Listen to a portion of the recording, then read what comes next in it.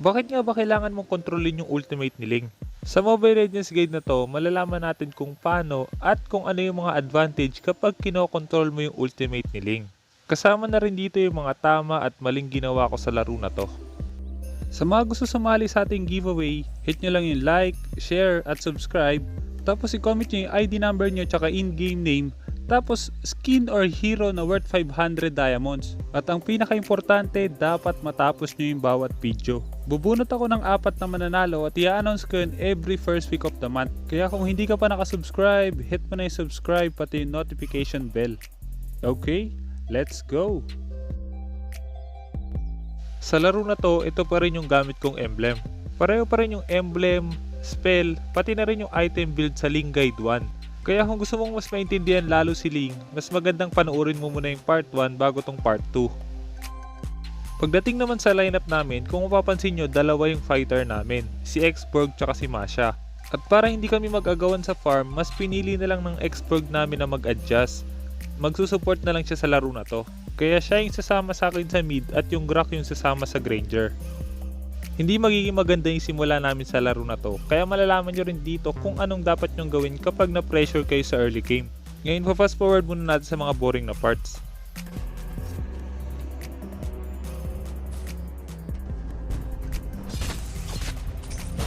I kill whoever I want to kill. First blood. Hindi ko in-expect dito na inaabangan pa kami ng Kadya sa likod.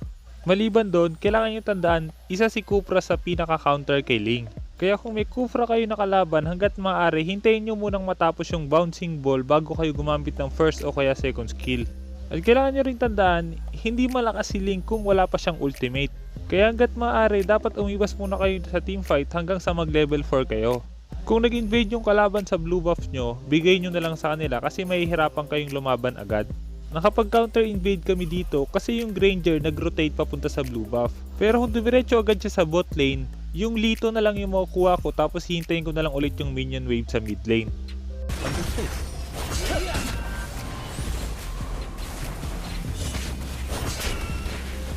Not bad. There's never a final mission.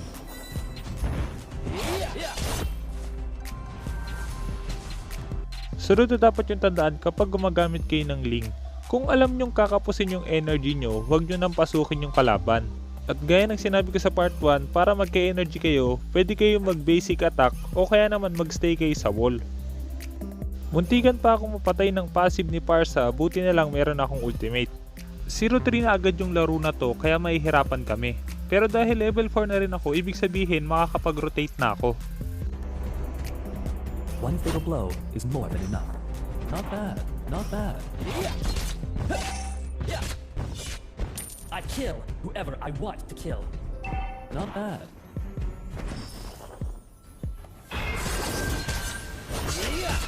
There's never You have slain an enemy. not bad. Kapag gumagang kayo, hanggat maaari piliin nyo yung target nyo. At kung tingin nyo hindi nyo na kayang patayin yung iba, huwag nyo nang ipilit. Mas maganda na bumalik na ulit kayo sa lane para makapag-farm. Pabalik na sana ako sa lane pero nakita ko yung Granger na nagpa-farm sa mid. So para hindi kami mag-agawan sa farm, mas pinili ko na lang muna mag-jungle. Turtle resurrecting soon. Initiate retreat. Avoid it. Bago natin ituloy yung video, gusto ko munang i-shoutout sina Joshua Ancog, Carl Renzo Rayo Palaganas at John Lloyd Noylan. Kung sinong unang tatlong magko-comment sa bawat video, siya yung i-shoutout ko next video. Kaya kung hindi ka pa nakasubscribe, hit mo na yung subscribe pati yung notification bell. You have been slain. 3 beses ako nagkamali ng pindot ng first kill kaya napatay pa ako. Yun yung magiging problema mo kung kulang yung experience mo sa paggamit kay Ling. Hindi mo agad matututok yung first kill sa wall. Alone is another word for splendid. Not bad. I shall regain what I deserve. Request backup. Not bad. May you soar upon my blade. I kill. You have slain an enemy. Double kill. If all Not bad. An enemy has been slain.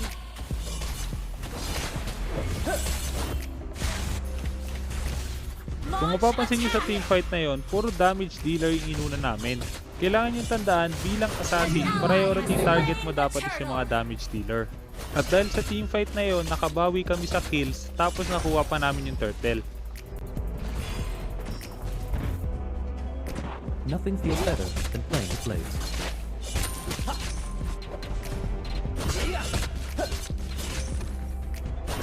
I shall regain. Request an ally has been slain. Bago natin ituloy yung video, gusto ko muna pakita sa inyo kung paano kontrolin yung ultimate ni Ling. Makikita nyo dito kung saan nakaharap si Ling, dun lalabas yung blade. Ibig sabihin, kung nakaside ka, paside din yung paglabas ng blade.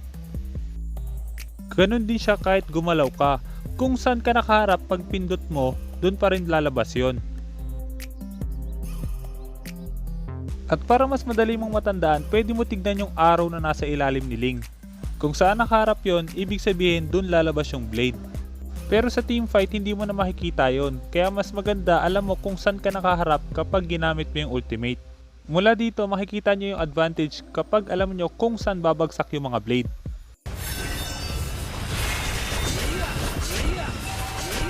Killing spree. An enemy has been slain. Our turret has been destroyed. Your team destroyed a turret.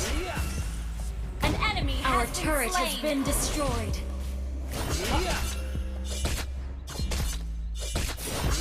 Initiate retreat.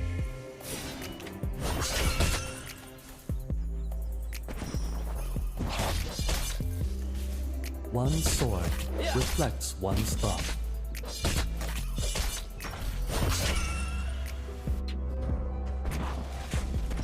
Fortune favors the bold.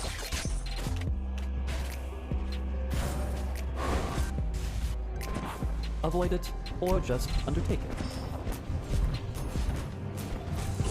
Launch attack. Sunod na kailangan tandaan kapag gumagamit kayo ng Ling, kung alam nyong mamamatay kayo pag pumasok kayo, huwag nyo nang ipilit. Bilang assassin, hanggat maaari dapat pag pumasok ka, kaya mong makalabas pa. Karamihan sa mga assassin user na nakikita ko, kahit hindi nila kaya or pag nakita nilang pumasok yung kakampi nila, pumapasok na din sila. Bilang assassin, patience ang pinaka-importante. Kailangan mong hintayin yung eksaktong oras kung kailan ka dapat pumasok. Dito, medyo late ako naka-backup kasi mali yung paggamit ko sa first kill ko. Pero dahil alam ko kung paano kontrolin yung ultimate ko, kaya ito yung nangyari. Ally has been slain. May you soar upon my blade. Mega kill. Shut down. Nakapatay pa ako ng isa dahil alam ko yung pag-control sa ultimate ko. Pero ang mali pa rin doon, dapat hindi na ako pumasok. Pagdating sa item build, ito pa rin yung item build na ginawa ko sa laro na to. Kung papanoorin mo yung Ling Guide 1, mas maintindihan mo kung bakit ito yung bagay na item build kay Ling. I kill whoever I want to kill. Not bad. An enemy has been slain.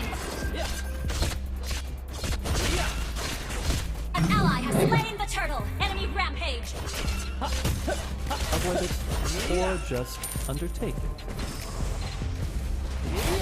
An enemy has been slain. Shut down. Double kill. Not bad.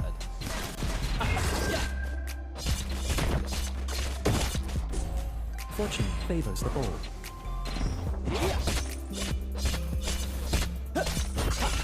One sword reflects one's thought.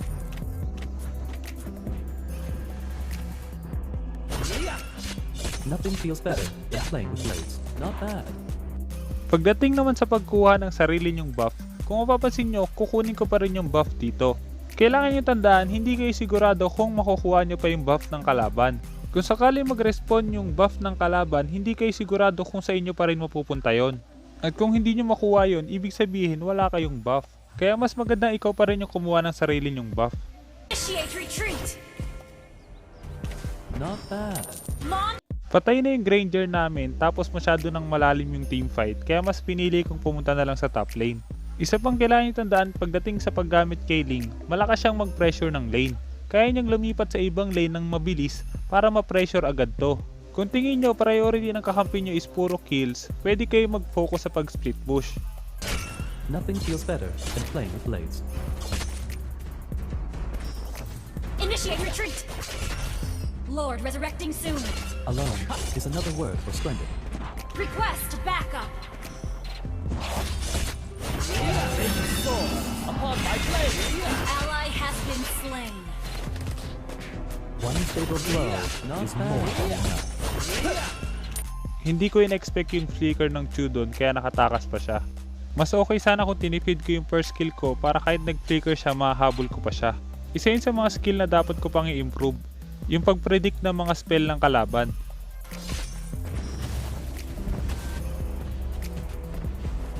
Alone is another word Initiate for retreat. splendid. Not bad. Not bad. Initiate retreat. An enemy has been slain. Upon my blade! Double kill. You have slain an enemy.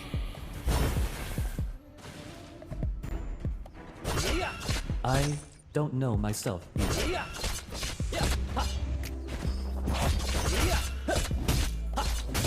One fatal blow is more than enough.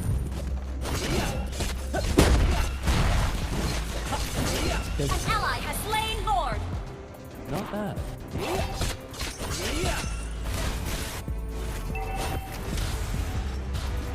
I shall redeem what An ally has been slain.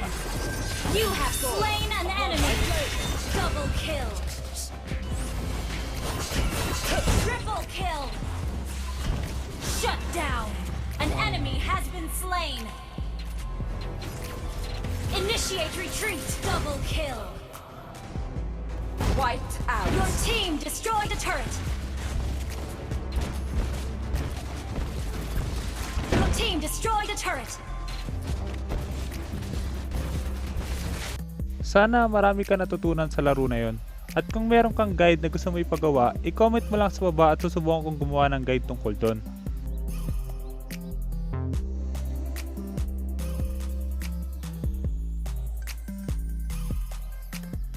At dahil tinapos mo ang video, gusto ko yung mananalo sa ating giveaway, sila yung mga nanonood hanggang dulo. Para malaman ko kung tinapos mo talaga, kailangan mahanap mo yung keyword. I-comment mo yung keyword sa pinaka-latest na top 5 plays natin. Mas maraming keyword, mas malaki yung chance na manalo. Kaya kung hindi ka pa nakasubscribe, hit mo na yung subscribe pati yung notification bell. Basta lagi mo lang tatandaan, kung gusto mo mag-improve, just master the basics. I'm out.